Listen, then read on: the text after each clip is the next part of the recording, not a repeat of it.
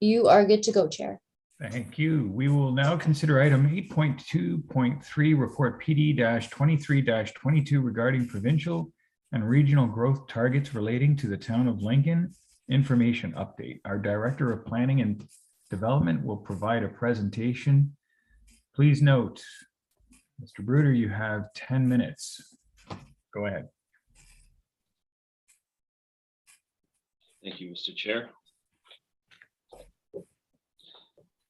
So I just wanted to take this opportunity to take council through some of the ingredients, we'll say, that go into the growth allocations that are afforded to not only the town of Lincoln, but also Niagara region as a whole. I know this has been the topic of discussions as of late, as we see some of these developments of a more compact built form come forward with some densities that are a little bit higher than we've traditionally seen at the town. And I know that there's definitely some of you that were very interested to see this come forward. So I'm happy to take you through it. Next slide, please. So when we look at growth allocations and how growth is going to be forecasted, it starts when we're talking about the Greater Golden Horseshoe with a place to grow, the growth plan at a provincial level. And what this does is this looks at the Greater Golden Horseshoe, and it really looks to establish a framework for where and how growth will occur based on a variety of factors. It could be based on market demand, which is usually at the forefront. That's a requirement to be considered through this process. What is actually happening? What is the market dictating? Looking at the ingredients of a complete community. What are the needs to ensure a complete community? And ultimately, the end driver is to make sure that there's sufficient investment that's undertaken to accommodate this growth, to support it, all the while planning for climate change and preservation of the natural environment. So again, it's one of those provincial strategic planning exercises for the Greater Golden Horseshoe to really look at how growth is occurring and how it can be managed. So the latest growth plan consolidation was undertaken in 2020, and it provided an allocation to Niagara region of 674,000 people and 272,000 jobs. And just to put that into perspective, for the whole Greater Golden Horseshoe, the forecast out to 2051 was about 14,870,000, if I'm not mistaken. So Niagara region's allocation represents about 4.6% of that for the overall Greater Golden Horseshoe. Just a little tidbit of information for you. Next slide, please. So then what happens is, as the growth plan provides allocations to single tier and upper tier municipalities, such as Niagara region, it's in Niagara region's responsibility to turn around and allocate growth to the lower tier municipalities. Again, based on the similar conditions, but more at a local scale this time in terms of market demands. Where is growth happening? How is it happening? What municipalities are experiencing the most development activity? What types of built form are they seeing in their applications, in their concepts? And it also requires some delving into some building permit activity, looking at demographics and migration patterns. Where are people moving to? And then, working with municipalities, with municipal staff to ground truth what is actually happening. It's been a little bit of a moving target as of late. Provincial policy in general, I don't think I have to tell any of you, it's been, constantly evolving over the past decade or so. There's been multiple iterations of the growth plan for the Greater Golden Horseshoe, different horizon years. It was when I first started here, it was 2031. Then it increased to 2041. And now, as of the latest consolidation that was done in 2020, now the planning horizon year is out to 2051. So the region's been undertaking a lot of work, not just to respond to the growth plan updated allocations, but that definitely being a driver. They initiated a municipal comprehensive review in 2016 to deal with that change in horizon year and the forecast changes that happened at that time. The next year, they initiated an update to their official plan. Again, that is now capturing the latest growth plan consolidation, which happened in 2020. And all of this feeds into the development of a new master servicing plan. That's to guide infrastructure investment based on growth allocations that are being divvied up to the local area municipalities. Next slide, please. So just a little bit of a history of how we got to where we are now. In the spring of 2021, the initial growth allocation of 35,660 people and 15,960 jobs was allocated to the town of Lincoln. It was at the draft stage. A lot of opportunity to consult with regional staff, which town staff did. It was right around the time too, we had been experiencing a lot of development concepts coming our way, an uptick in applications that, involved a little bit more of that again, more compact built form and density. And at that point, we took it upon ourselves at the town level to look at our modeling and how we were looking at these and forecasting for infrastructure upgrades in relation to the development concepts and applications that we were seeing, making sure that, by virtue of reviewing our development charges, making sure we're charging the appropriate amounts to make sure that, growth would be able to pay for the required infrastructure investment. It's very important to properly plan for that and not, undershoot what growth could be occurring. So we were undergoing that work, and we actually provided our third-party consultant with all of the latest development activity that we knew of, again, in conjunction with the densities that are already existing in some of our official plan designations in specific areas that could be earmarked for growth, as well as our larger secondary plan areas. And we went through that exercise, and really how that all panned out was that there was a confirmation that there was an adjustment needed to these draft numbers to make sure that we properly forecasted for growth, that we definitely know that's coming the town of Lincoln's way.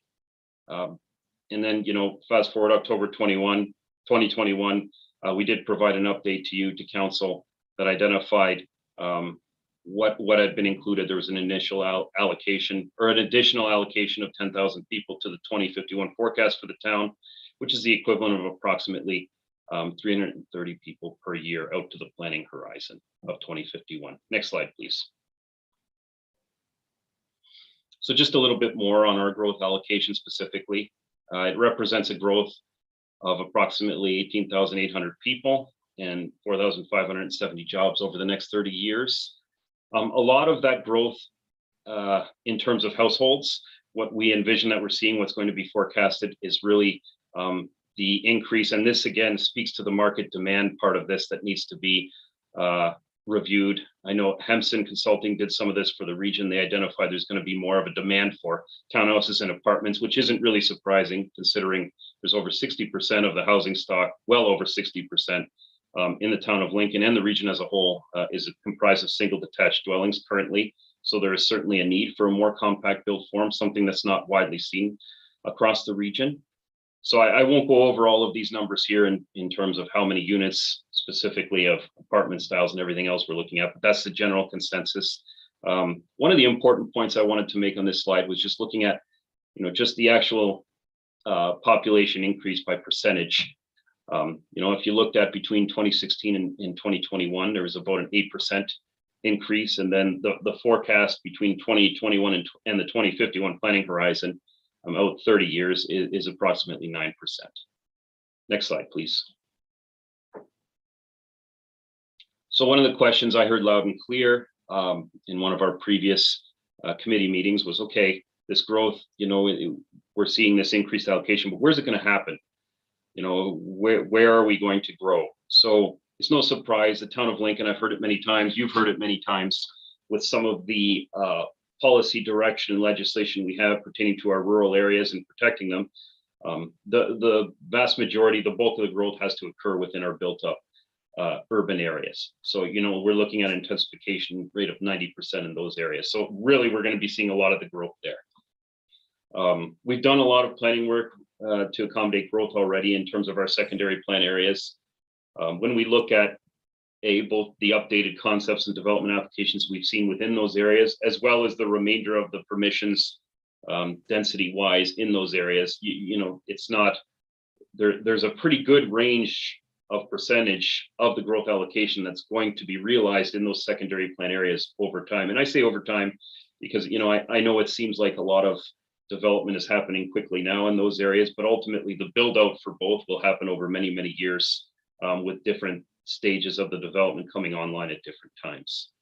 When I look to kind of some smaller areas of vacant land that are left over, the region and the town collaborated. Approximately 10% is allocated to just those small areas of land. When you look at Beansville, Vineland, and Campton outside of our secondary plan areas and our intensification corridors. There are some housing units that are coming online just now. They're either in construction or just recently completed, and they weren't captured in the latest population data. So those would be included in our growth allocation moving forward as well. So really, when you take all of these things into account, it's hard to crystal ball exactly how things will look over the next 30 years.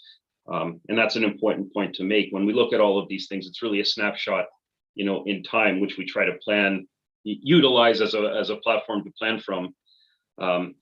These things can change, and they will change, and they have been changing. But really, at least I would say, and based on the numbers that we've come across, 75 to 85% of the forecasted growth, including the updated growth allocation, is already taken into account based on this planning work that I've just described here. So next slide, please. Excuse me, Matt, and through you, Chair, may I just have a show of hands for members of council to extend the presentation beyond the 10 minutes until permitted? Thank you. And those opposed? Thank you, that carries. Thanks, Matt. Thanks, Madam Deputy Clerk. I'll try to be quick. I'm just going to take you through some of these maps briefly. It shouldn't take me too much longer. So again, just wanting to provide a little bit of a visual exercise to just generally show where this growth can occur, where we're planning for it. If we start in the North Beamsville area, I'm sorry, Councillor Russell, I see your hand up. Did you want to ask me a question now? No. Okay. No problem. I'll continue. So in North Beamsville, you see the areas, kind of labeled 1 through 5. Those are the office commercial, the mixed use kind of designation that's in the GO Transit secondary plan area. And what that is, that allows for, that office commercial, some of the retail components, but there is flexibility for some residential uses to occur in there as well. So there's definitely quite a bit of growth potential in this area, obviously encompassing where the potential future GO Transit secondary or GO Transit station could go. So that will be a significant area of growth, again, over time. And then just to the south of the tracks there, you can see, I don't think I need to provide a reminder to what of all these sites consist of, but those are ones where we've also envisioned mixed use developments and of a little bit of a more compact built form, greater density with some additional heights.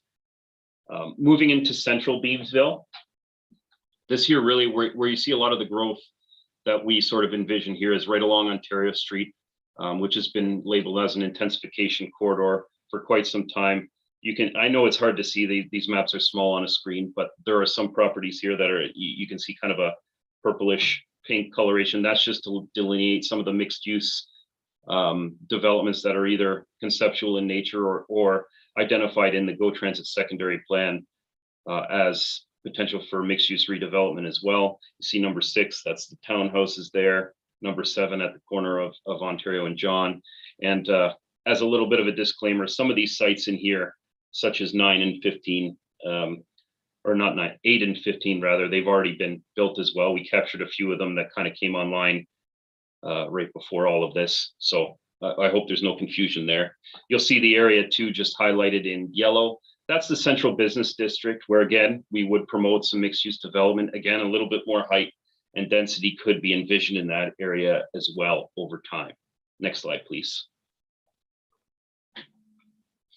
Looking at South Beamsville, now we're getting away from kind of that significant compact built form we're talking about. There's still a little bit on the south side of King Street there. You see some isolated spots where there could be some mixed use development incorporating a little bit of higher residential densities in conjunction with some commercial or retail uses. And then as we go further south, we're getting into some medium and lower density residential, just in keeping with the nature of the overall area and what has been developed in those areas recently. Moving on to Prudhome's, again, I think this one doesn't need a whole lot of explaining. You have seen and will continue to see what's being proposed there, but definitely a mix of some lower density on the west side, some commercial and retail uses in the middle there, and then on the east side, looking at some higher density. And that's really where we're getting into some more compact build form there, in recognition that this is a large area of vacant land. And if you look at provincial policy, even previous iterations of it, but more importantly, what's been happening recently, there's an added emphasis to use these lands as efficiently as possible, these open vacant lands. Next slide, please. Moving on to Vineland, most of those you can see 1, 2, and 4. You know what those are. Number 3 is just a potentially underutilized site. Not that we have any concepts or anything. We just tried to look at where there could be some growth and try to identify it for you. Again, the central business district in Vineland has the potential to accommodate some more growth than it historically has. We envision that to pick up in the coming years. And then moving on to Campton, we have some subdivision planning that's been happening, all of a lower density contingent, obviously, given the local circumstance, but these haven't come on yet either, so they would be also included in growth allocations moving forward. Next slide, please. And then to round out kind of the maps here, and again, I apologize for them being small. It is hard to see them, but just looking at Jordan and Jordan Station, there's some minor pockets of where there could be predominantly low to medium density residential, nothing too high in these areas. But again, we looked at certain areas where there was either lands that were largely vacant or underutilized, or areas where we knew there were planning applications and identified them for you here. So really, those are kind of a snapshot of where we anticipate a lot of the growth to go in varying forms. And that now, next slide, please, takes me to the end of my presentation. So again, just it was alluded to earlier, but we have Diana Moriali with us from the region. She's the Director of Community and Long Range Planning at the region. Then we have Michelle Sergi, who is the Commissioner of Planning and Development Services. So between the three of us, we'd be happy to take any questions council has. Thank you. Thank you very much. Thank you very much, Matt. Yeah, 10 minutes is certainly not enough to talk about something like this, and I do appreciate your speed. You do know what you're talking about, and you did say what you needed to say very quickly. Councillor Rinjema, go ahead. Do you have questions? I think Councillor Russell's hand was up first. Okay, I'm just looking at the order on my screen, but Councillor Russell, it sounds like your ward mate is... Okay, I pulled out, so and I put myself back in. So if Diane wants to go, she can go ahead. Oh, I see. Okay, Go sure. ahead. Thank you, Mr. Chair. So thank you for the presentation, and it's very interesting. I have a question about on page 4 of the presentation that you just showed us, the slide presentation. You talk about adjustments being required to make sure that there's sufficient infrastructure investment, and that this is based in part on the increase in more compact built forms being brought forward at pre-consultation meetings. Of course, it also says the adjustments were required in part because of strong provincial policy guidelines calling for increased density through more compact built forms. My question is about the note that the adjustment is required in response to the more compact built forms being proposed at pre-consultation meetings. I think therein lies some concern that we've heard from people during our discussions, some people in the public and maybe some members of council, the concern being that we're adjusting our growth targets based on the requests that come into our municipality, of course, and also considering provincial policy, but at least in part, and I read that as saying that it is in reaction to proposed developments that come into the municipality. Maybe I have that wrong, but can I ask, can you share with us the extent to which the need for those adjustments is based on what we have coming at us through pre-consultation meetings as opposed to the direction that we're getting from the province? And how much weight is placed on the trends we see for density and build form that we're seeing at those pre-consultation meetings?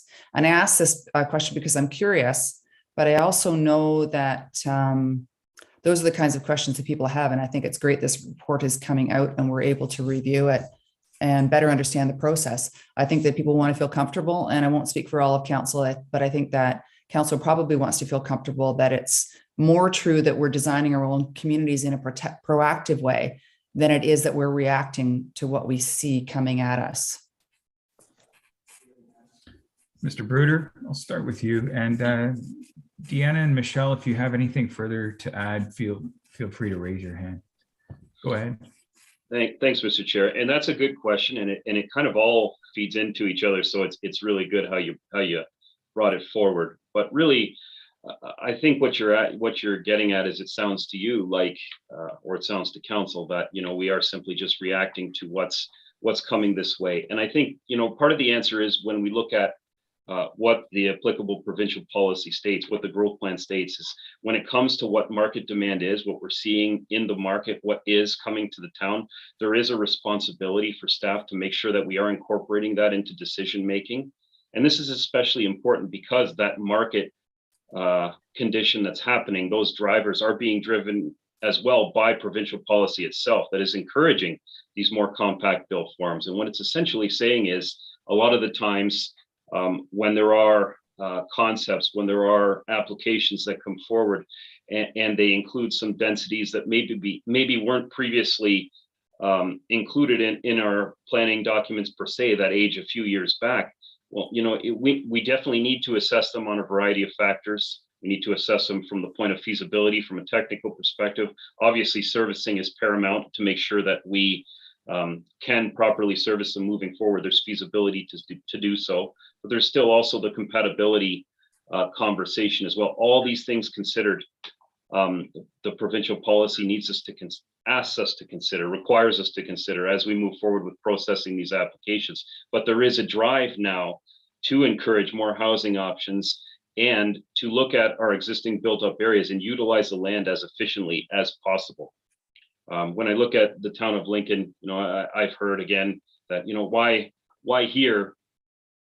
Because really we're so limited by constraints, being the Greenbelt Plan, Niagara Escarpment Plan, things like that. Well, my argument is always that, we do have relatively limited urban area in which to grow. So we need to make best use of that urban area as we can, which is again, something that is strongly encouraged by provincial policy. So all these things considered, they all feed into each other, which is why we're not necessarily just reacting to what's coming in, but we're definitely wanting to make sure that we're accounting for the latest trends that we're seeing moving forward. Hopefully that answers your question, Councillor. Councillor Njema? Muted. It does. It's an interesting point you make that market conditions are, that we have a responsibility to consider market conditions in the whole assessment. So thank you for your answer. Thank you. Councillor Russell, I see your hand is up. Yep. Thank you, Mr. Chair. Through you to Director Bruder. A few questions for you. Again, the first thing I'm going to say is I'm not going to focus on the numbers at all. I'm going to focus on the process itself. I think that's been one of the reasons why I brought this motion forward at our February 7th meeting. My first question for you is, prior to our October 18th meeting, where this new increase was brought to us as a finalized report, was anybody from council consulted or informed of the notion that we were going to be getting an increase, or the staff was working on an increase? Mr. Bruder? Through you, Mr. Chair, it is something that we were collaborating with regional staff on. I know that there was there was consultation with respect to regional council too, and what was coming forward. So there would have been a heads up through that venue as well. But really, the exercise that went through was really collaboration with staff by the region in terms of what's happening. What are you guys seeing? It was more input in terms of what we are experiencing and the types of legwork that we were doing in terms of updating our growth out, or our infrastructure forecasting and things like that, more of a technical nature. So in that sense, to be honest with you, it was more between regional staff and town staff. But again, knowing that there was a regional council approval process as well. And I see Ms. Moriali has her hand up. Deanna, welcome. Thank you, everyone. Thanks for having us here today.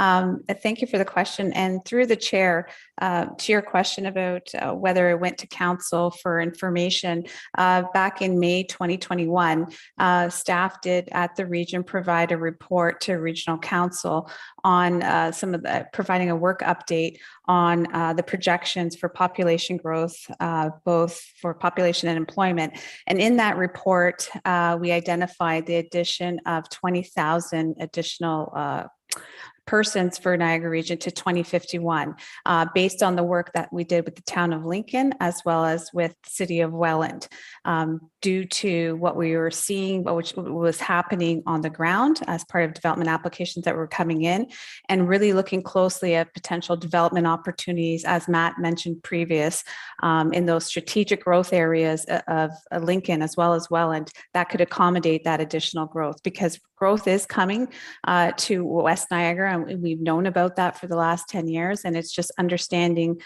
where we were going to allocate it efficiently, and in order to ensure that, you know, the town of Lincoln, as well as city of Welland, and as well as the town of Grimsby, were proactively planning for the growth, and that it was complementary to what you existingly had out there. So those maps that Matt provided, when we looked at all the growth areas, when we were doing the Go Secondary plan back in 2016, 2017, we heard loud and clearly from, residents that we wanted to protect the staple residential neighborhoods, and we wanted to focus like that additional growth that was coming into Lincoln in appropriate areas. So those are some of the areas that Matt highlighted, and that was the additional work that we did with the town of Lincoln staff. But we did present that to regional council for endorsement, and requested approval to proceed forward with those allocations in order to continue our work with our official plan. Thank you both. I appreciate that response. My question was more directed towards our council. As part of the report on page 3, it says that town staff, planning and public works collaborated to assess the active and potential future development opportunities throughout the municipality, and determined that the draft population forecast did not accurately reflect the growth potential for the town. It sounds like town staff then engaged the region, that's my interpretation, that we needed to increase our numbers. And I'm just wondering if that is the case, why our council was not brought into the loop, at least as an FYI, as to that process that it was going on. That question, that would be a question back to Mr. Bruder. Yeah. Mr. Bruder, go ahead. Through you, Mr. Chair, and I'd have to look back, Councillor. I believe I did provide an FYI, but I think it was maybe in terms of just a internal email or something like that among council. I can look back and confirm for you, but again, it was something that we were working closely with the region on, and again, in bringing forward to regional council through that consultation program, to that outreach. It was envisioned that would be something that would be brought to the forefront regardless. So should we have brought an additional report forward at the time? Potentially, but again, we saw it because it was really stemming from a technical exercise that we would have been doing anyway. It was just input we were providing to the region in terms of providing supplement to their process. I appreciate it. And through you, Mr. Chair, my last question. The reason I ask is that, again, if you take a step back and look at the process as a whole, it looks as if staff in isolation from council is working with the region and increased our overall growth targets. Whether or not that's based on trends, it still occurred. Then you are using those numbers to support your own planning reports for development, citing those numbers as regional numbers.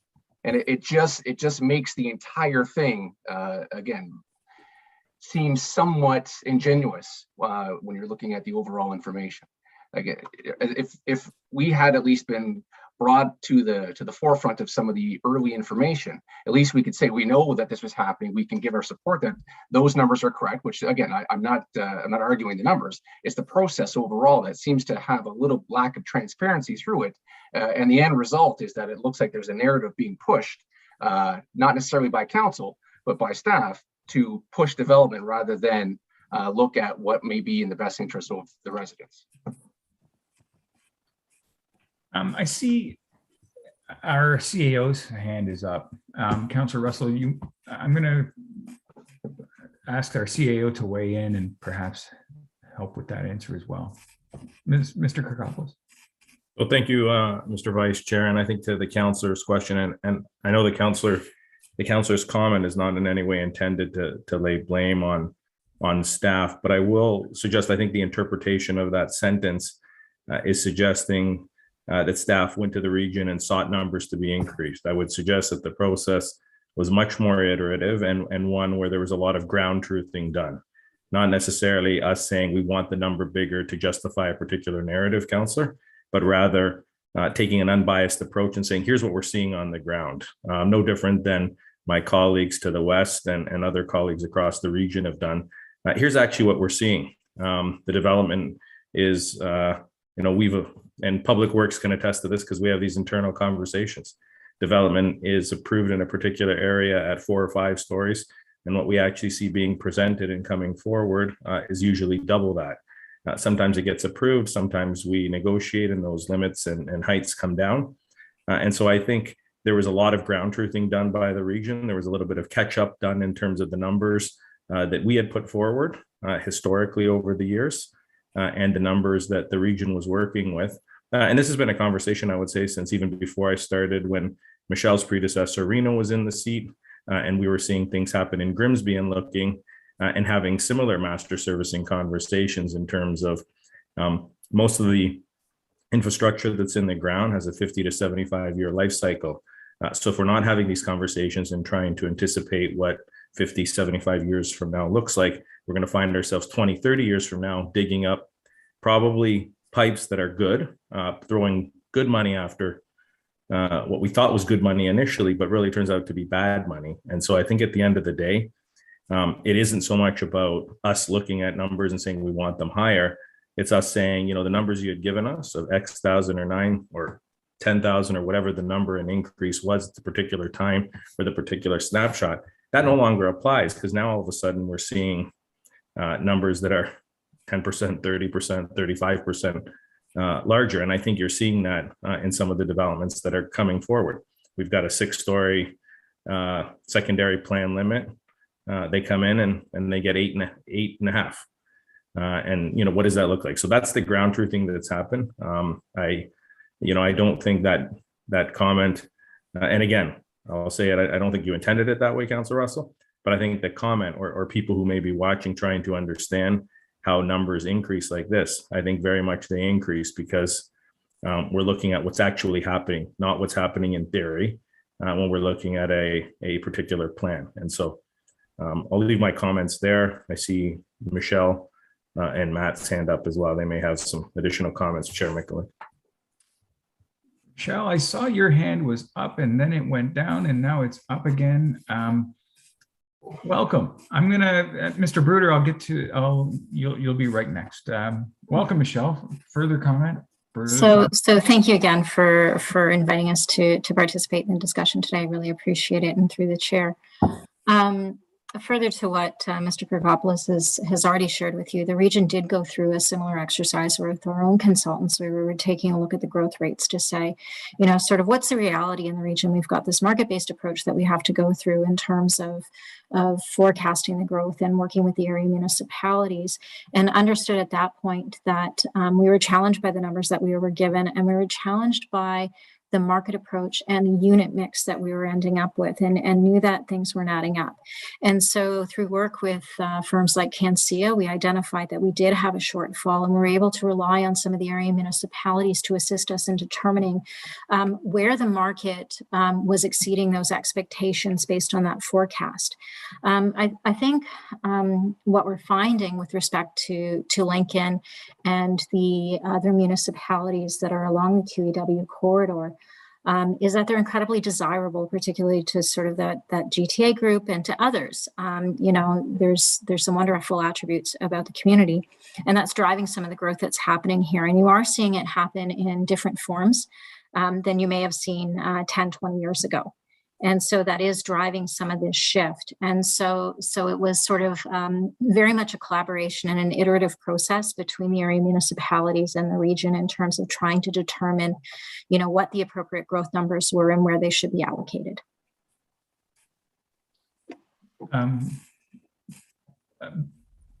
Before I get back to you, Councillor Russell, I'm going to ask Mr. Bruder, would you like to weigh in further?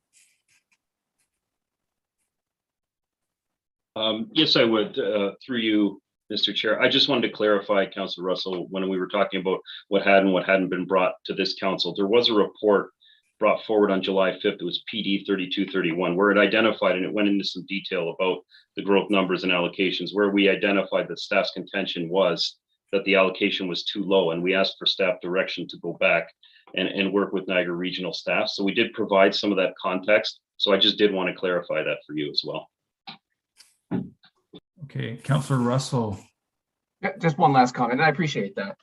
Again, I think it wasn't me being critical. It was me just saying I think there would be an opportunity for improvement in the process to make sure that everybody is aligned with the move forward. Again, I believe Ms. Sergi had a number of reports that she cited that were brought forward to the region. I think a lot of those may have been helpful in leading up to these discussions prior to the October 18th meeting, because I know at the October 18th meeting, it was asked, how do we get to these numbers? The February 7th meeting, it was asked, how do we get the numbers? And it was required to have a motion in order to get to this report today. I think if we would have had some of that context earlier, it may have avoided some of that miscommunication. And again, I think it just sort of overall aligned the process a lot better for everybody going forward.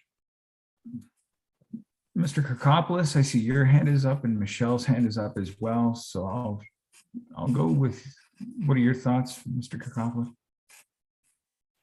Through Mr. Chair, to the councillor, I mean, one of the tenets I think of this senior leadership's approach has always been to be communicative and over communicative. I think council knows that of me as your CAO, and I think you know that of the senior team, most of which are still on this call right now. So if there's some learnings we can take from that, Councillor Russell, absolutely. I do appreciate, the clarification that you provided, and that's why I said I don't think your intent was in any way to suggest that there was anything untoward happening. But I think it was important for me to clarify. I think for council and anybody watching, how the process ensued and the conversations we've had with regional staff dating back, a number of months, if not longer. Michelle, further? So through the chair, similarly, we're happy to take that feedback, and we'll look to improve our process going forward in terms of communication outwards. Councillor Russell, you're good. Councillor Pachariva, I see your hand is up. Thank you, Vice Chair McCulloch. Yeah, a couple questions. So I understand that 60 to 75% of the forecasted growth are going to be in Prudhome's and the Go Secondary plan. So is that based on the current Prudhome's plan or a proposed conceptual plan? That's a good question. It's a significant change in density and unit numbers. Mr. Bruder. Through you, Mr. Chair, when we were looking at that and when we made that assumption, it was based on what we've been seeing, i.e. the new concepts. Reason being is, again, we're looking at making sure that we're sufficiently planning from an infrastructure perspective, from all facets, a traffic perspective too, based on what could be. So in taking a conservative approach, we looked at the concepts that have most recently been brought forward. Okay, thank you. And then a follow-up to that, Vice Chair McCulloch, if I may. So the population slightly increased from 2031 to 41 to 51, but then the job number stayed static at 15,960. If we're looking at a lot of mixed use, and why wouldn't we see that commensurate input, especially given a growth potential of Vineland? Mr. Bruder. That's a good question, Councillor. And again, I think it goes back to some of the market analysis and some of the overall trend analysis that was undertaken pertaining to different land uses and what could potentially be. And I think it was really what we were looking at was that maybe, in terms of actual, jobs, I think that definition is changing a little bit as well in terms of different aspects. So really, when we looked at it, the allocation for growth was considered the one most appropriate to increase based on some of this analysis. So I see Ms. Sergi's hand is up as well. Go ahead, Ms. Sergi. So through the chair, concurring with Mr. Bruder, So given the fact that Lincoln is limited in terms of land area with respect to intensification, I think what we have to bear in mind are the forecasts are not necessarily maximums, and this is particularly so when it comes to employment areas. So given what we're seeing, you may see more population-based employment and people potentially working from home or other what I would consider or what some would consider to be non-traditional employment locations coming along with that population. But I wouldn't misinterpret the fact that there hasn't been an increase on the employment side of things as there not being the potential for increased employment within this area. It's just that you have to view those employment figures as sort of minimums, not necessarily maximum allocations. Okay, terrific. And then my third question, Vice Chair McLaughlin, I'm going to weave two in together, being Chair of Infrastructure and Community Service. So so the new growth and the expansion of existing services will be funded through DCs. And will we have enough park and open space to accommodate the intensification? In your humble opinion. Bro, not a humble opinion. I'm the humble opinion. Yours is the professional opinion. Sorry, guys. It's okay. I don't think you offended him. I see him smiling. So go ahead, Mr. Bruder. You, Mr. Chair, definitely no offense at all. But as we look at these numbers too, they feed into the work that's been done, what was previously done for our Parks Master Plan that we've got. Obviously, there's some adjustments that need to be made to that plan as well. But I can tell you, generally, planning staff are in constant communication with community services staff to talk about exactly this. We're looking at other potential options for park space as well that we haven't before, kind of broadening our horizons a little bit with things such as these, publicly accessible, privately owned spaces, things like that to further add to the overall offerings in the town. And obviously, when significant developments come online, these are discussions that we have as well. How do we, allocate either, funds where there isn't enough land available for parkland, or how do we, obtain the parkland required? So in short, I would say yes, we're definitely considering the growth that's occurring in the context of provision of open space too. Even on development sites as well, when you talk about amenity areas and things like that for the residents in those new development sites specifically. I know it's not necessarily speaking broader public, but all these things combined, we're definitely ensuring that we're taking that into serious account. So yes, Councillor. No, thank you very much, because I appreciate that out of the box thinking, and we saw that on not only the DeSantis development at Green Lane, but more so the Utopia development that's forthcoming. Is that it's different. It's a different approach, and we're not being constrained by what we used to do. So I appreciate that. So thank you very much.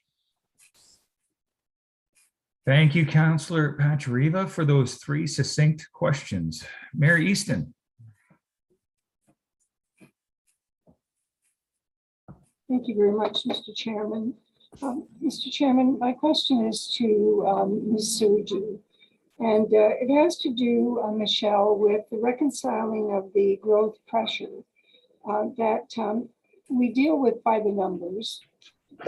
At the same time, there's been huge, and I think new pressure, evolving pressure from the industry, several sectors of the industry at the provincial level, which really has led to different outcomes, I would suggest, at the OLT, and also really on the surface, appearing to eliminate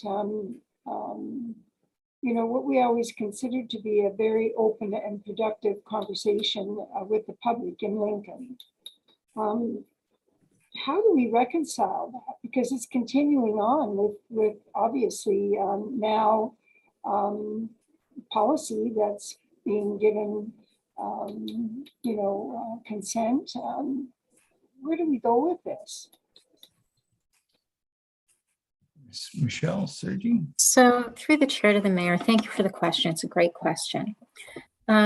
So I think in more recent years, planning has become a little more challenging from both a provincial perspective and a development perspective.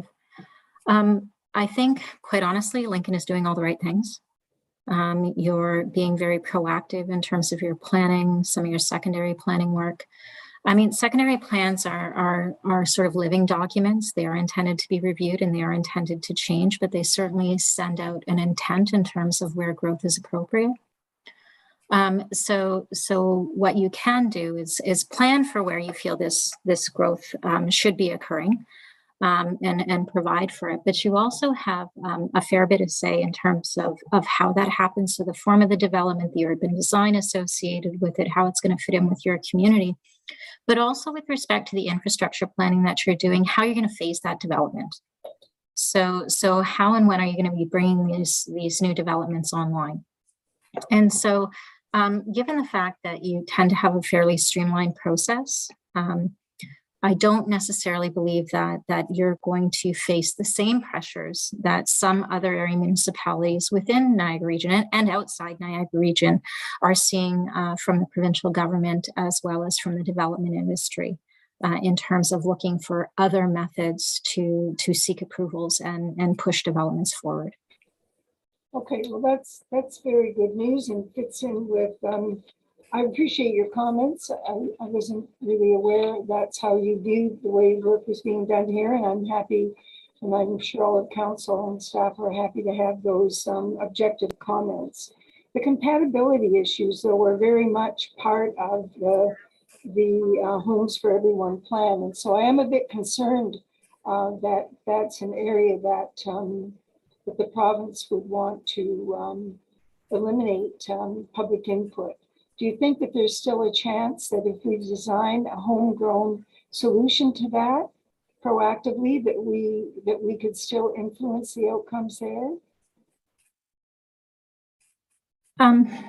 So through the chair, I think that there is the opportunity to do that. I think the big unknown is with the provincial election coming forward, whether or not there'll be further changes to the Planning Act and further changes to process in association with approvals. And so I think that's still a bit of an unknown. You know, from a planning perspective, what we've tried to do in the regional official plan is provide support for the area municipalities to sort of take control over where the growth is going to occur and to try to find those appropriate locations. And so, yes, we know that you have very specific locations for the majority of your growth to go, but how are we dealing with that gentle density? How are we protecting stable residential neighborhoods, but still allowing for some of those additional dwelling units in order to help with affordability? And so we're really trying to strike a balance where we're encouraging that intensification, but it's not intensification at every cost, you know, or at any cost. So that, like I said, municipalities can sort of set the tone and set the place and location as to where they feel intensification is appropriate across the board. Okay, well, I think that's very good news. And Mr. Chairman, I really believe that if the day comes that the town of Lincoln is taken to the Ontario Land Tribunal, that we can stand firmly on our track record that is very solid and has been very consistent. My final question to you, Michelle, is this.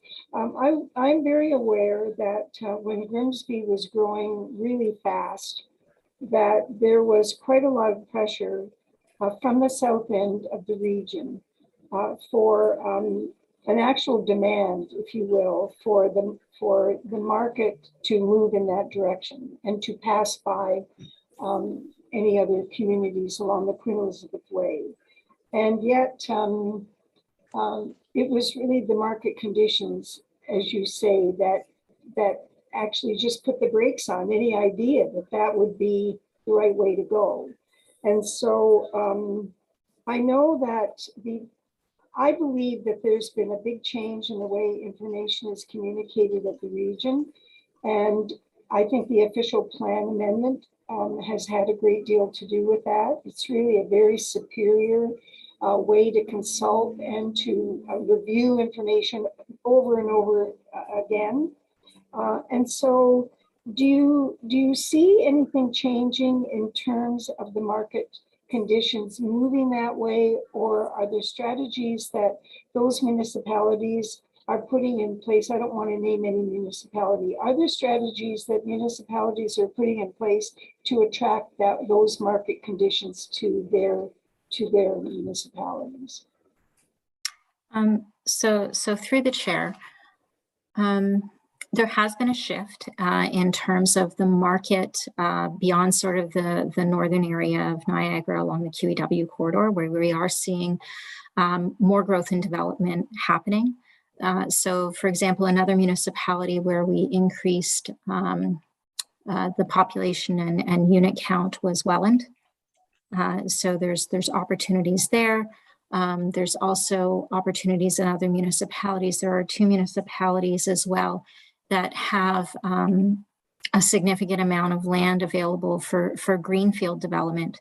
So it's a bit more of a mix when it comes to some of the other municipalities, given the fact that they aren't surrounded by greenbelt.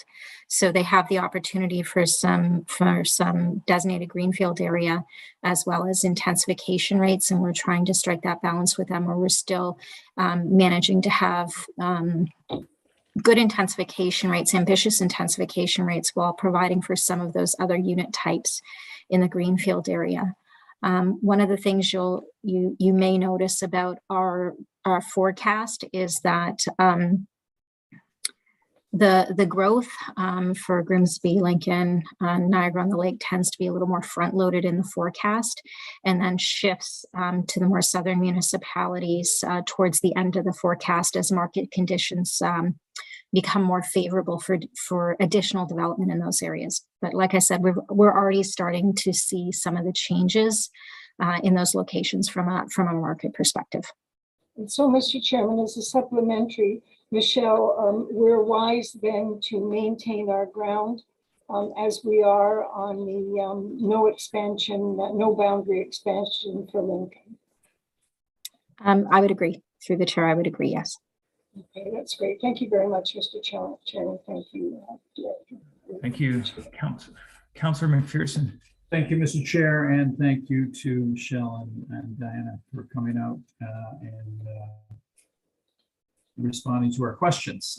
So my first question is just a clarification. On page 4 of 6 of the report, it calls out an increase in population between 2016 and 2021 of 8%, which I absolutely agree with the math there.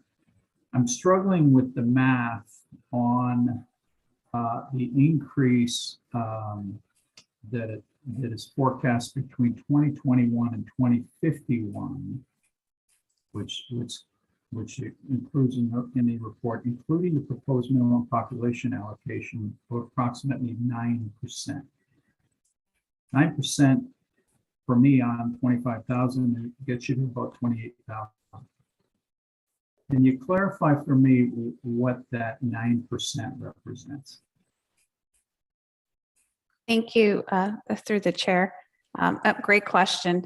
When we factored that, what we were trying to do with this number was trying to say that the town of Lincoln from 2016 to 2021 has been growing at 8%. And when you allocate the growth over from 2021 to 2051 on a yearly average, it's about 9%. And I believe the reason the numbers aren't coming to your 28,000, and I will verify and provide the how we broke it down, is because there's an undercount there that is probably not factored into the 2021. So that's probably why it's not adding up to those exact numbers. So I will get back to you, but the whole intent was just to say, the way you've been growing, as we've allocated this growth to Lincoln, you're going to be seeing that same growth spread through to 2051.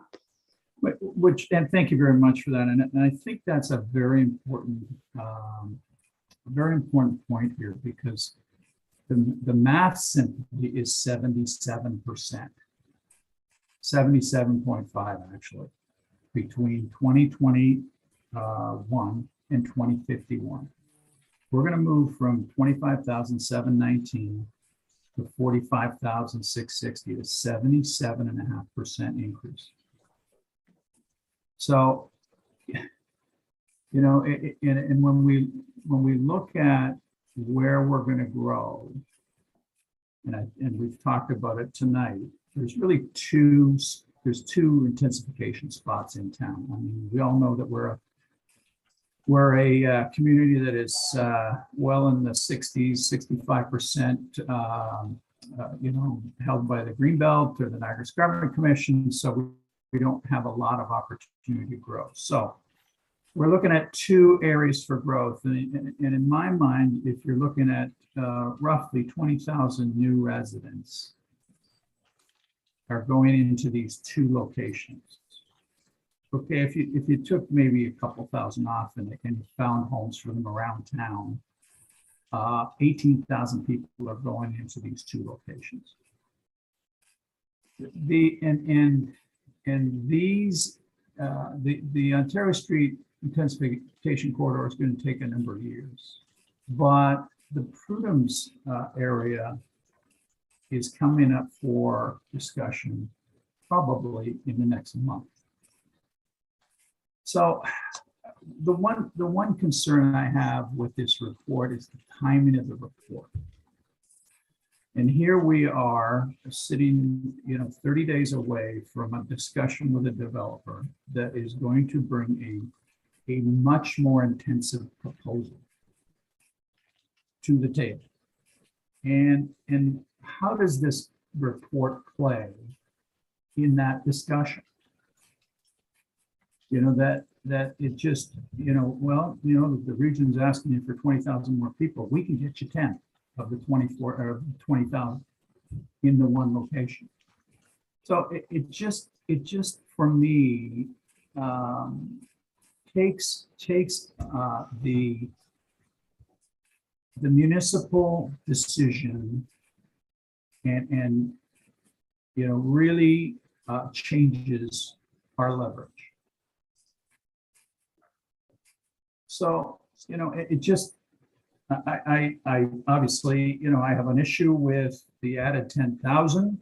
You know, I question, and we questioned, I questioned it in the last report we had. How do we stack up against other municipalities around the region?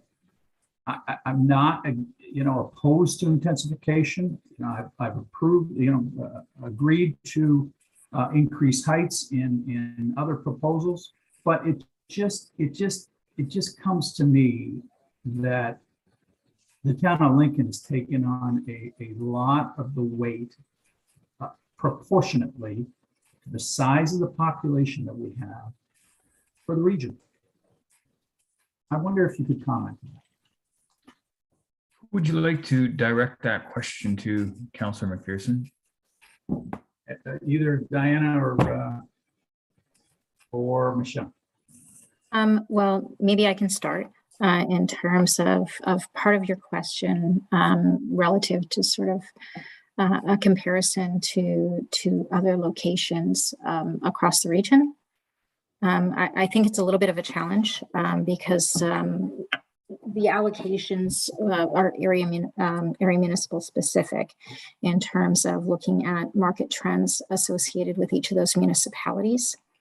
That being said, the bulk of the intensification, actually it's not the bulk of the, I would suggest that the majority of the municipalities have fairly significant ambitious intensification numbers across the board. Some have some opportunities associated with greenfield that you wouldn't necessarily have the opportunity for in Lincoln. That being said, the town of Lincoln is a very desirable location, given where it is on Lake Ontario, given where it is on the QEW corridor, given sort of just the overall attributes of the community, which does drive some of that market demand and some of the more recent trends. And so the municipality has different attributes than some of the other municipalities. So it's a difficult comparison to be made. But like I said, we've done our best to try to ensure that the overall regional intensification rate is 60%. It's significantly higher than what we were previously. And this is being championed by all of the municipalities across the board in terms of working to be more ambitious with respect to their intensification. Diana, did you have anything further that you wanted to add? Just if I could just for 1 second interrupt our deputy clerk, looking at the watch, very interesting discussion, but our deputy clerk has something to say. Go ahead. Thank you, Chair. And just as we are at 10 o'clock, I'd ask that council show a raise of hands to waive the rules to proceed beyond the hour until the agenda is completed, please. And all of those in favor, please raise your hand. And those opposed? Thank you, that carries. Thank you, Chair. So sorry, Michelle. Deanna, go ahead. I see you wish to provide some further comment.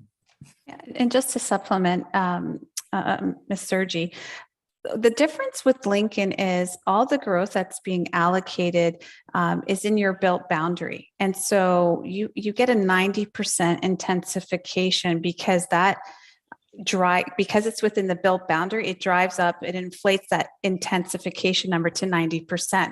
When you go to other municipalities like the city of Niagara Falls that has greenfield, their the greenfield's not part of that intensification number. So any of the intensification that occurs in the built boundary is a bit different. So you don't have any greenfield left in Lincoln.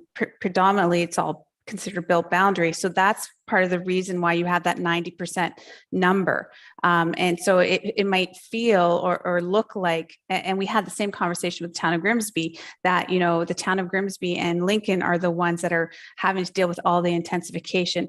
That statement's like a bit not true. It's just because of where that allocation's occurring within the built boundary, it drives up that intensification number. I know it might be a bit confusing, but I don't know if that makes sense to the group, but it's just more of, if there was greenfield expansion, then that number would kind of come down and you wouldn't have a 90% intensification rate.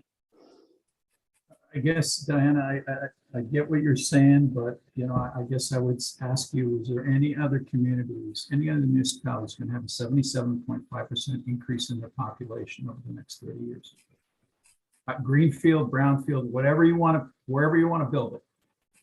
Are we taking on more than our fair share for the region? It's as simple as that. And again, I'm not against intensification, but there's got to be a reasonable number. There's got to be a reasonable number that the rest of our community, and I guess all communities are struggling with intensification, but are willing to accept, this number, a 10,000, resident, that's a pretty round number to come up with. Doesn't seem like it's got a lot of science to it. It just, okay, we need 10,000 more. So this is where I'm struggling with this, and there doesn't seem to be any discussion about this. This is a number. So 30 days from now, we go to a report and it's, okay, well, here, you got your new numbers. Okay, it's over. We agree. So,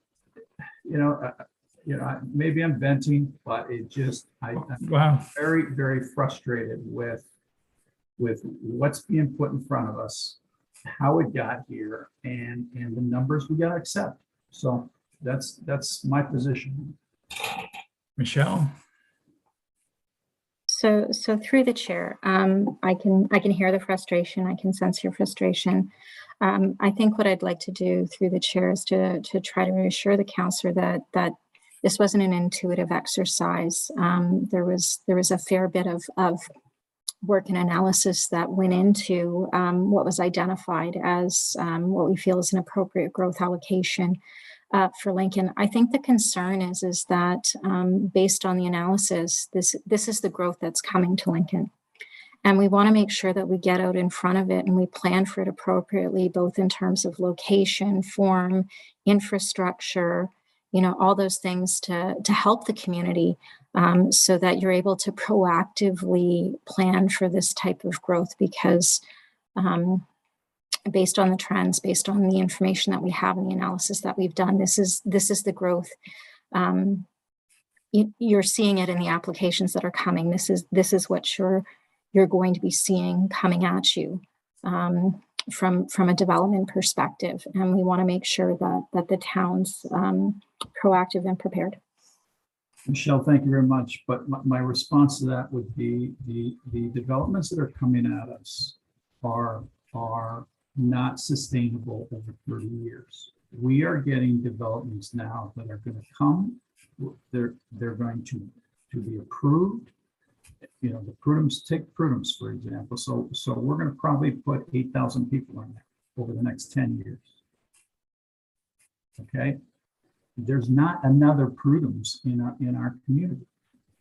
So it's not sustainable over 30 years. We're seeing this window now, and you're putting numbers together based on what's on the table today. So I guess I don't see, unless we're going to put 10,000 people on Ontario Street in Beansville, that's the only way I can see these numbers working out. I see Mr. Kirkopoulos' hand is up. Mr. Kirkopoulos. Mr. Chair, I mean, I hear the councillor's frustration. I'm going to go back and I think, the comment I'll make, because I'm hearing a little bit of a theme, which is troubling for me. I can say that as your CAO, that staff are not trying to artificially inflate numbers. We're not looking at a Prudhomes development potentially. When we were having this conversation, we didn't have a plan in front of us suggesting that Prudhomes was going to grow by X or by Y. And so, I want to clarify that. I understand the frustration. I understand, should there have been more communication? I'm all for having a process type question in terms of how we got here. And I think both Michelle, Diana, and Matt, who have been intimately involved with this, I think have tried to address that. And if there's some correction that can happen, but let me reiterate for council and the community and anybody who's watching, these numbers weren't artificially concocted. They weren't made. We weren't thinking of Prudhomes, Councillor McPherson, a year and a half ago when this conversation started, a couple of Julys ago. And when Public Works, and Jillian is here, and her and or Dave can attest to this, there's constant modeling going on in terms of the developments that are coming down the pipe. I understand that they're not sustainable. The level of growth that we're seeing now is not going to continue. That absolutely can. I think there is going to be a petering off. There isn't the land that's available. There isn't land within the urban boundary that would allow us to see this type of development moving forward. And I know I've said it a few times, and council doesn't want to hear it possibly, but it is about putting infrastructure in the ground today for the next 20, 30, 40 years. This infrastructure has a 75-year life cycle. We're not pulling it out again in all of our lifetimes. And I hear comments around how Lincoln has grown. If you look at the numbers over the last generation, in the last 30 years, it's doubled in size. If it's not more than 50, 60%. So I understand council's frustration. I mean, it's not an easy message. It's nothing staff sat there and said, we want it to grow by X amount. I think we're looking at the realities that we're faced with, and we're trying to make sure the council has in front of it, both at a regional level and a local level, the necessary information and data to make decisions and to plan for servicing that is required. Because that's what we hear from our residents. We hear about, is the servicing in place? Is the infrastructure in place? Are the services that we require as a community, parks, doctors, grocery stores, in place? So again, maybe you're sensing a passion in my voice or a frustration as I'm sensing it in council, but this was not some kind of exercise to artificially find numbers. We're not coming to this with any bias. We're coming to it looking at what's happening in front of us and what's happening over the last 8 years and trying to prepare for it. Thank you, Mr. Chair. Thank you, Mr. Kirkopoulos. Mr. Bruder. Thank you, Mr. Chair. Just very quickly in follow up, I know that there was a comment too with respect to, talking about leverage and in consideration of these things that are coming forward. And I just wanted to know too, it's not just, what's being seen in that's it. If you look at the overall, and we've talked about this before, and I apologize if I'm being repetitive, but when we talk about the provincial policy climate, when we talk about, the growth that's being encouraged, the level at which it's being encouraged, and the measures at which to ensure that we accommodate for it, I think there's already quite a bit of policy direction that's in support of maybe some additional densities and some more compact built forms that we were envisioning maybe even as soon as 4 or 5 years ago. So again, I don't think it's necessary that this growth allocation, this increase in allocation is the be all and end all of being a trigger for these types of development concepts to come forward based on the climate that's out there and the planning landscape that's before us and the challenges that it looks to address. That table was already set, in my opinion. So just some additional comments. Thanks very much, Mr. Chair. Thank you. Deanna, you're Thanks, Chair. I'll be quick as well. I think just a couple points to kind of want to leave you with is first off, we are going to be monitoring the growth that's happening across the region. We know that, we've allocated growth across various municipalities and we need to see, is that growth actually coming to fruition?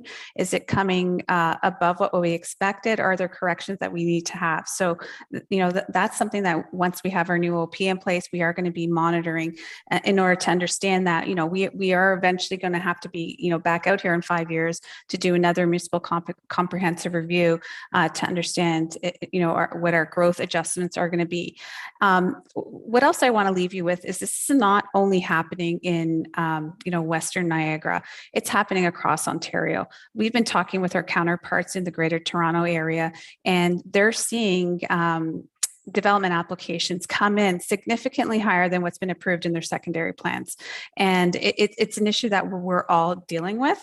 And I think what Ms. Sergi said is, we can either not recognize that growth is coming and not proactively plan for that. And I believe Town of Lincoln over, the last 5 years has done a great job planning with, Prudhome's secondary plan as well as the GO Transit secondary planning area. But if we don't recognize, the potential development of some of these blocks on Ontario Street, as well as around the GO Transit station, and think about, what's the full potential build out in relation to infrastructure planning, it could be an issue later. And that's just what I kind of want to leave the council with is, is there an opportunity that, we look at how we phase this development and look at, what is the built form that's respective of what the Town of Lincoln is trying to create on Ontario Street. And I know that there's a characterization work that's being done with the region on there. So, this is a very tough discussion.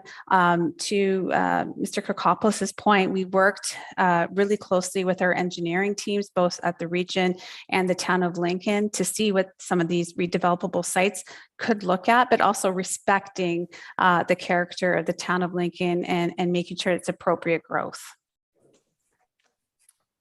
Thank you very much. We'll move on to Councillor Russell. Thank you, Mr. Chair. I think Madam Mayor, she hasn't spoken yet, so if she wants to go first, I'll let her go. Otherwise, I just have 2 quick questions. I believe she may have spoken. Oh, okay. Yeah. Okay.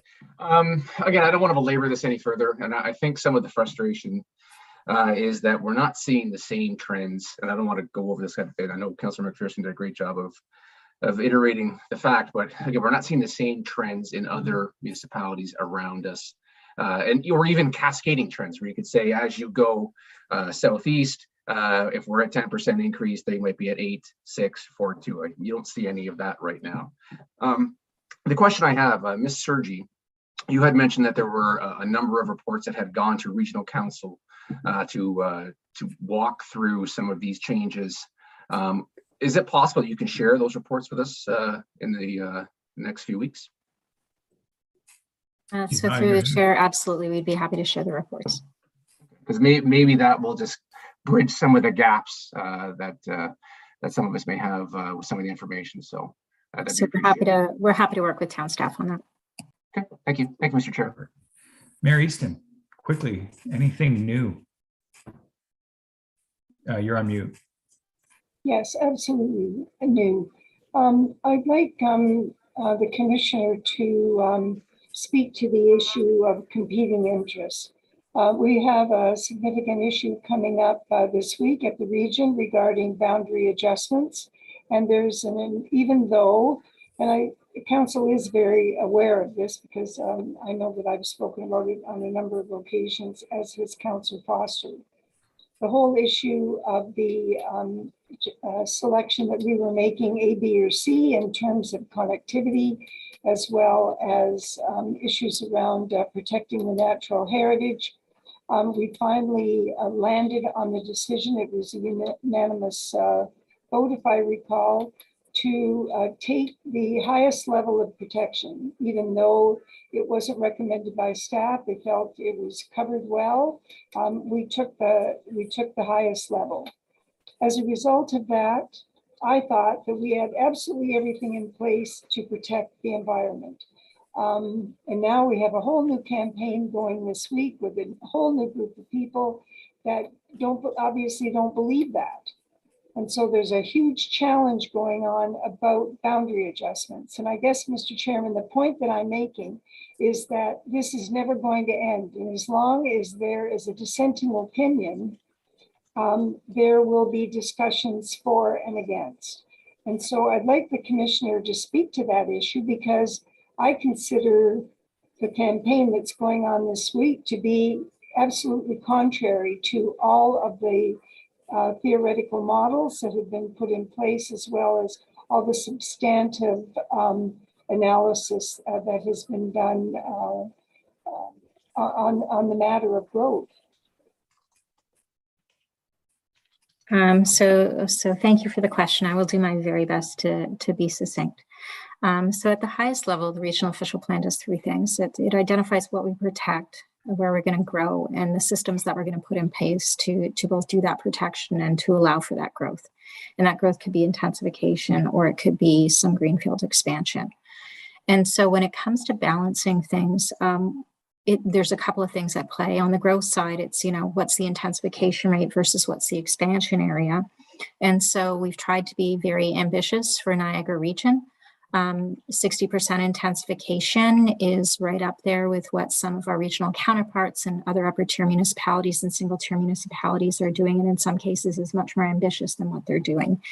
And for us, as what's referred to as generally an outer tier municipality, that's a big jump, and that's a big shift in terms of the type of development, and it has certainly worked to a certain extent to curb the potential for expansion needs.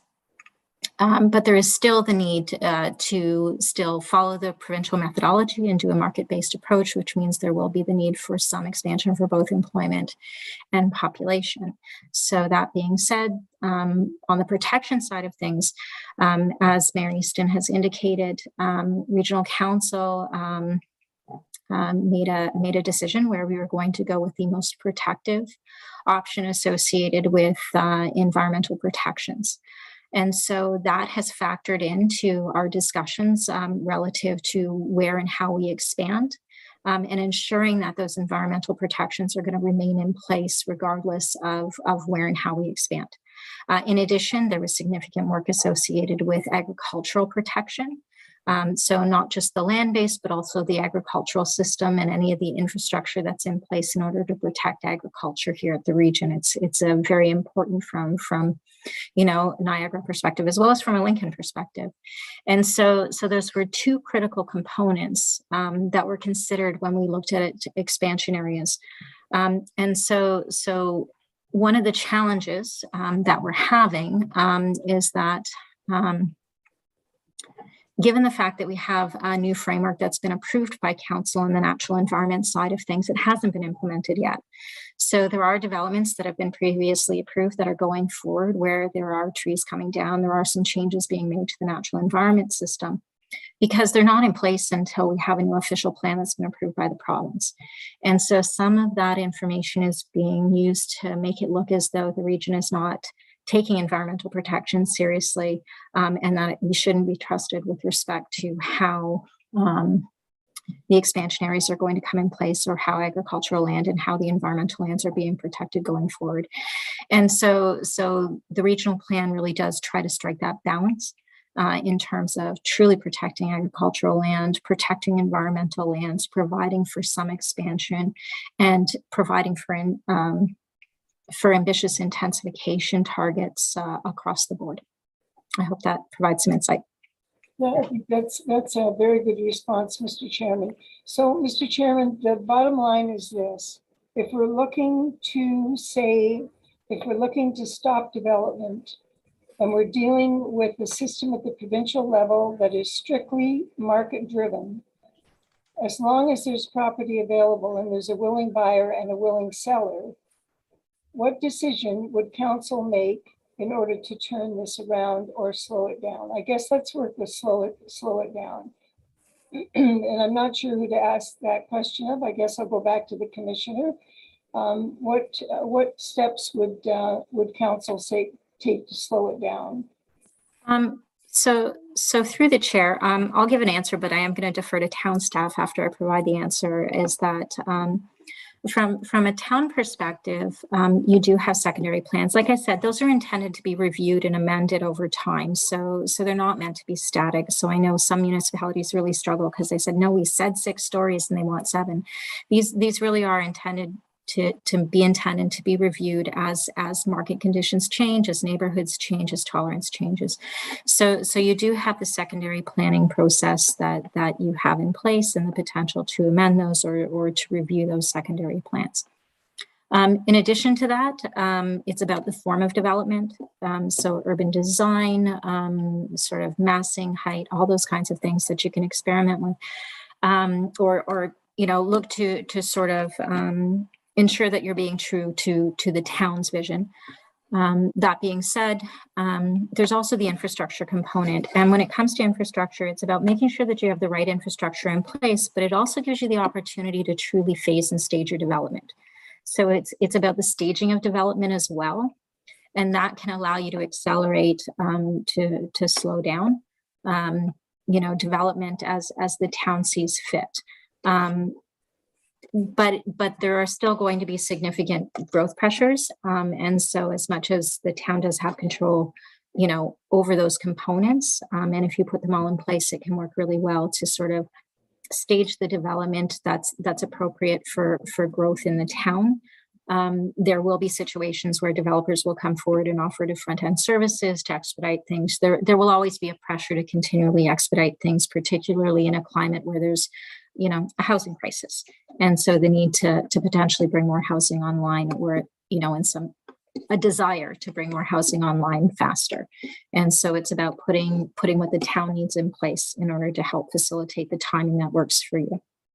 And with that, I'm going to defer to Matt or Mike to see if they have anything further to add. Sure, if I could, Mr. Chair. Just quickly. Yeah, no problem. Just further to that, we have some of those things that either we're working on or already in place too. When I look at our significant secondary plan areas, specifically Prudhome's, we've got opportunity. We've got some enhanced urban design guidelines, architectural control that we can implement there. We're working on a visioning study for a couple of our key corridors where we'll include some enhanced overall guidance. So we are putting some of these measures in place now. And in terms of infrastructure, we utilize, when we look at site plan processes, things like that, we can certainly look at phasing of infrastructure to make sure that development proceeds in a sequential manner. So all these things, I just want to assure council that we are working on, and we do have initiatives in place to continue working on them. Thank you. Thank you. Thank you very much, Mr. Chairman. I'm satisfied with the answers that have been given. Councillor Patrieva. Thanks, Vice Chair McCulloch, and I will be succinct. Just a quick question to Mr. Bruder. So do we have to update our Go Secondary Plan numbers, Matt, based on the new target? Through you, Mr. Chair, good question. Something that town staff are currently looking at in conjunction with communicating with regional staff too. I think that could be a long-term thing that we look at, because most certainly, because if you recognize the secondary plans being completed in 2018, well, that was before the latest growth plan consolidation too. That happened in 2020. So again, evidence on how fast things are changing in the policy climate. So certainly something we'll have to look at moving forward. Okay, and then just a quick question to Michelle and Diana. I sat in on a Greenbelt Alliance presentation a few weeks ago about growth, and a lot of these communities, and the mayor mentioned it, urban expansion, urban boundary expansion. Well, we don't have that, right? We're a Greenbelt community, our boundaries are frozen. So it behooves us to intensify in areas that we've specifically defined, because if not, you do the urban expansion and your infrastructure costs astronomically cascade because of the infrastructure running all over the place. So, in spite of this discussion tonight around growth and the issues around it, I think we've done a good job by targeting a couple growth areas. We're leaving established neighborhoods intact. We're not doing like Mississauga, where my in-laws are from, and you're taking single family homes and taking them down and putting duplexes and triplexes and quads in an old established neighborhood. So we've targeted the growth into 2 or 3 specific areas. Change is difficult, but I think that's the right way to go, to concentrate that change in a small area. And then it's up to us from an infrastructure side to facilitate those transportation and additional residence needs. So just your thoughts on that, as opposed to concentration versus haphazard. So if I could start, I think that Lincoln has been very proactive in terms of how they've identified these growth areas. I think there are other area municipalities within the region that have not been quite as proactive and are struggling more so with their stable residential neighborhoods and directing growth to particular locations. The town of Lincoln's plan is clear in terms of where you'd like to see the majority of that growth occur. Some of these other municipalities are sort of catching up and just starting to identify those areas or starting to do the planning associated with those areas.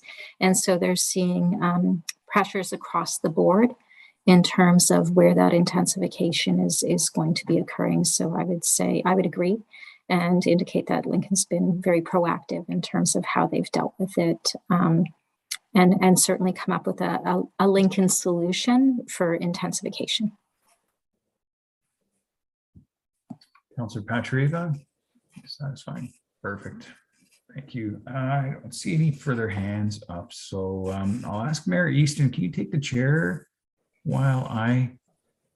Yeah, happy to do that. Go ahead and ask your questions, Councillor. Thank you very much. Through you to region staff. It keeps being brought up and mentioned that Lincoln has done a wonderful job at our secondary plans and our growth forecasts and that, and other municipalities may not have been. Are we taking on this additional allocated growth because we have these sorts of plans in place and we are ready for it, or we are anticipating it, or, is that happening? Are we being not penalized because we welcome growth that's responsible and measured, but are we being somewhat, the appearance could be that we're being penalized by being so organized to those that are opposed to growth? So through the mayor to the councillor, I apologize if that's what you read into my comments just now. The intensification or the growth rates that are being provided are really coming through that original analysis that was done by the region and town staff that are identifying the market demand and the trends that you're dealing with. Certainly one of the considerations was whether or not you had capacity to potentially deal with those within your growth areas, but it wasn't because of your proactive planning, but I think your proactive planning provides you in good stead to deal with the growth as it comes forward. in terms of proactively dealing with it. But that wasn't, I don't want you to feel targeted because you're proactive and because you're proactive with respect to your planning.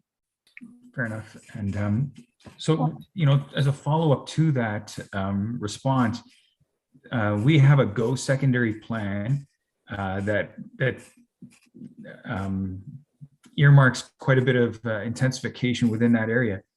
Does St. Catharines have a go secondary plan? Does Niagara Falls have a go secondary plan? And does Grimsby have a go secondary plan as well that has the same sort of intensification targets that we have set? Not just a secondary plan, but an intensification, like our secondary plan was brought about to promote intensification or to, deal with intensification or manage intensification. A secondary plan can be a series of single detached homes. It's just a secondary plan, but like, are they taking on the same sorts of intensification relative to the intensification being expected of us at the town of Lincoln within these go secondary plans? Commissioner, is this a question that you, should I be looking to Diana to look up? Okay, that's fine. Ms. Morreale, would you please respond to this question? And possibly you could also address the question of the purpose of the GO secondary plan while you're at it. Yeah, through you, Mayor. Great question. I was involved in the development of the GO secondary plans for the town of Lincoln, Grimsby, St. Catharines, and Niagara Falls, and they all have very similar intensification rates and densities around the GO transit station. We followed the provincial model for planning around transit stations and to make sure we were building a transit-oriented development around those sites. So to your question, St. Catharines is going to be redeveloping very similar to what the Grimsby will be developing around the transit station, as well as Lincoln and as well as Niagara Falls. And I think what's important here is the market's going to occur probably faster in Western Niagara because that's where the market is before it goes to Niagara Falls and St. Catharines.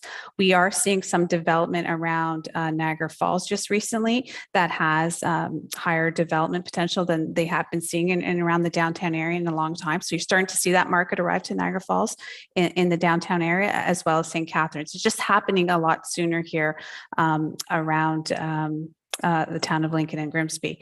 And I apologize, I forget what the second question was.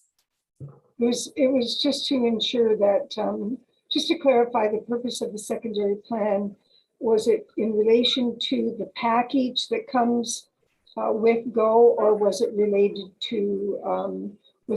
strictly to managing intensification? There was some overlap there. Yeah, thank you. Great question. It was twofold. So in order, we were as a region, we were working collaboratively with our 12 municipalities in order to get GO to Niagara. And in order to get GO to Niagara and to have those transit stations, we also wanted to make sure that we were developing appropriately around there, because you don't just want to have single families around a GO transit station. You also want to create that density that's going to support those transit stations. So effectively, when we were doing that planning, before we determined what those boundaries were around each transit station, we had to do a radius around the transit station to determine where's the appropriate densities to occur.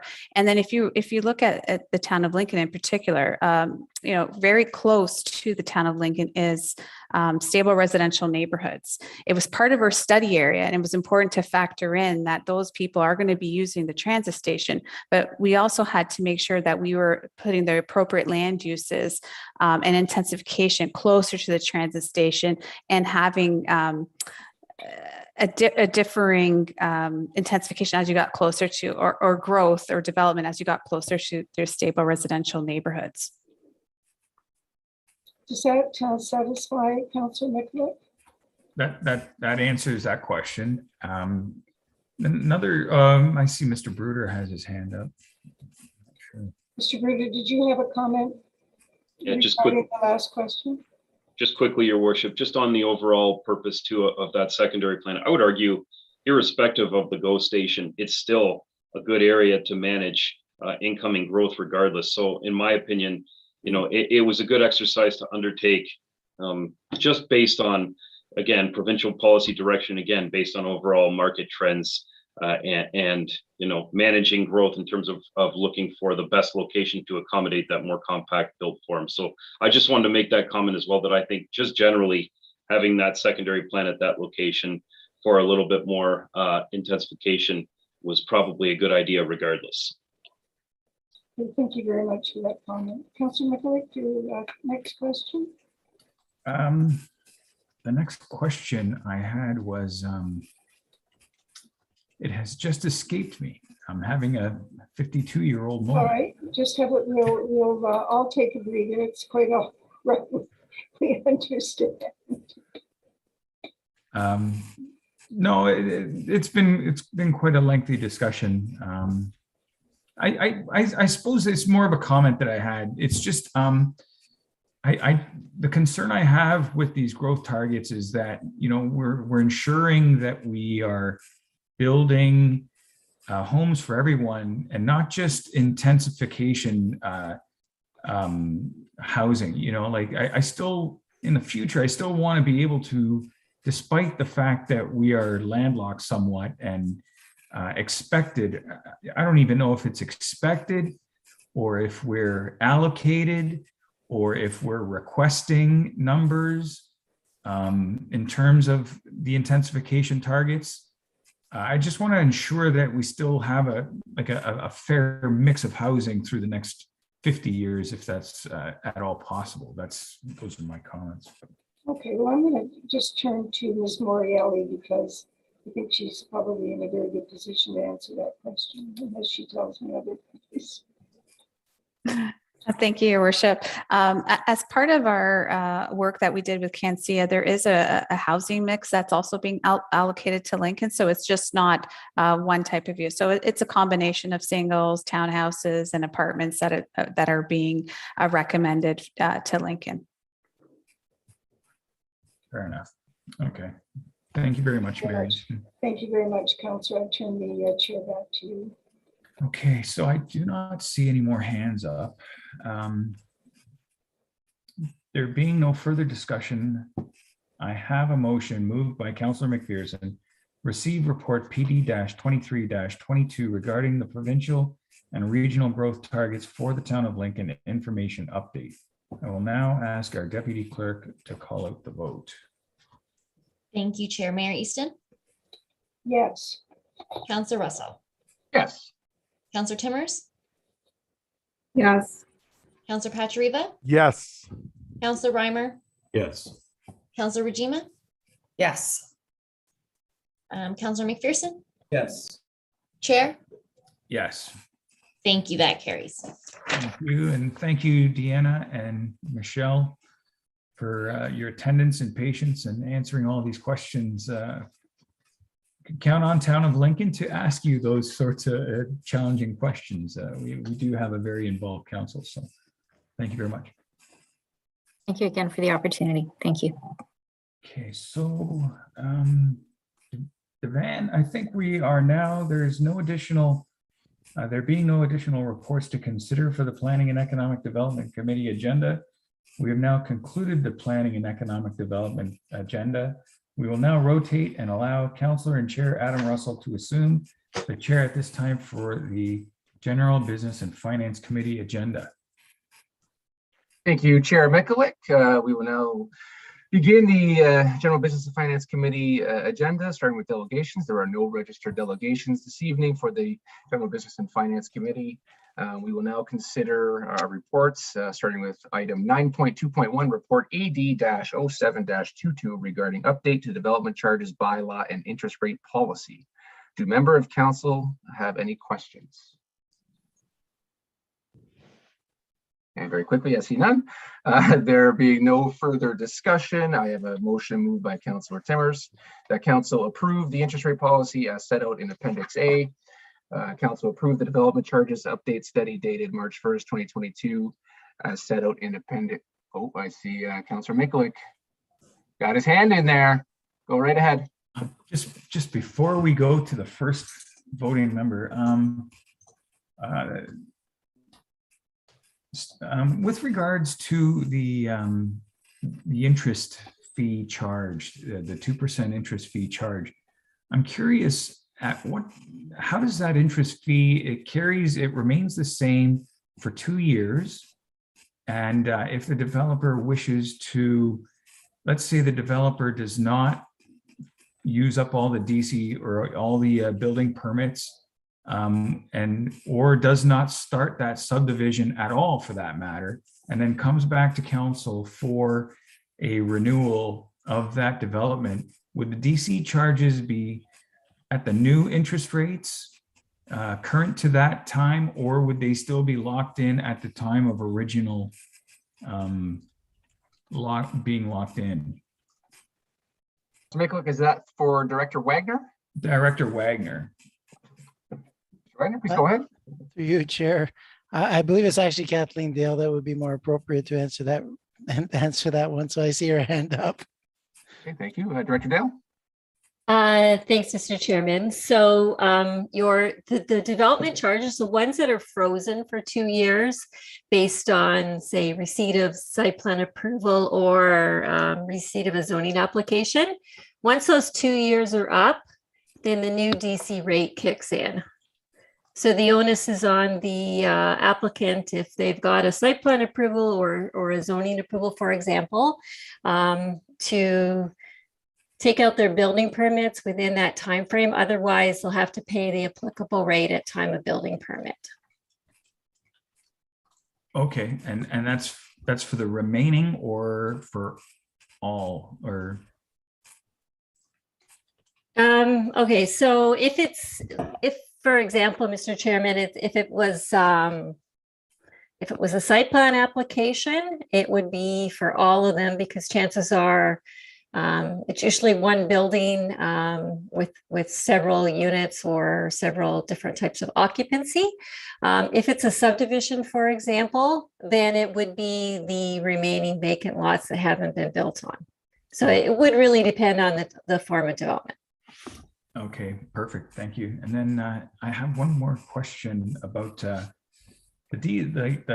starting on page B2 in the tables of what appears to be our assets. Like those assets, like, are they current assets or are they based on the 2018 assets? We've purchased a lot of assets, I'm sure, since 2018. How do those numbers relate to the DC charges? Back to Ms. Dale, Councillor. Sure. So through you, Mr. Chairman. So all of the costs that are in the DC background report are actually in 2018 dollars. And the reason for that is because the original development charge study was done in 2018. So those are in 2018 dollars. What you have to also keep in mind is that obviously costs today to do some projects are going to be higher, but between 2018 to say now, our development charges get increased each year based on the construction price index. So they've actually gone up. The actual charges have gone up about, I think it's 24.1% since 2018. But the figures that are quoted in the background study are all in 2018 dollars. And it's just because the consultant was updating a 2018 background study, and it's not a whole new DC study. They had to show everything based on the changes relative to 2018. Okay, I appreciate that clarification. When I'm looking at the list of parks and vehicles and equipment, like 2007 Dodge, 2012, but there's nothing like a 2022 GM pickup truck or nothing like a newer. So this is what yeah. So trying to figure out what all these assets were. I was going to say, just to add to that, Mr. Chairman, this is just an update. So we do our full DC bylaw expires next year. So as part of, there's going to have to be like a complete fulsome update of all of the costs and all of the new capital projects and things like that that will have to be folded into a brand new DC study next year. Thank you very much. Thank you, Director Dale, and thank you, Councillor. Any other questions from Council? Going once, going twice, going 3 times. Okay, I'll start over then. There being no further discussion, I have a motion moved by Councillor Timmers that Council approve the interest rate policy set out in Appendix A. The Council approves the development charges update study dated March 1st, 2022, as set out in Appendix B. The Council approved the updated capital projects set out in Chapter 4 of the development charges update study dated March 1st, 2022. The Council determines that no further public meeting is required, and Council approved the amendment to development charges bylaw number 2018-93 as set out in Appendix C. I will now ask our Deputy Clerk to call out the vote. Devon? Thank you, Chair. And Councillor Pradriva? Yes. Councillor Rajima? Yes. Thank you. Councillor Miklik? Yes. Councillor Timmers? Yes. Councillor McPherson? Yes. Councillor Reimer? Yes. Mayor Easton? Support. And Chair. Yes. Thank you. That carries. Thank you, Deputy Clerk. We have no confidential items this evening. We'll move to committee remarks. Do we have any committee remarks from Council? Okay, seeing none. There being no further business, I call this meeting adjourned at 10:47 p.m. Have a great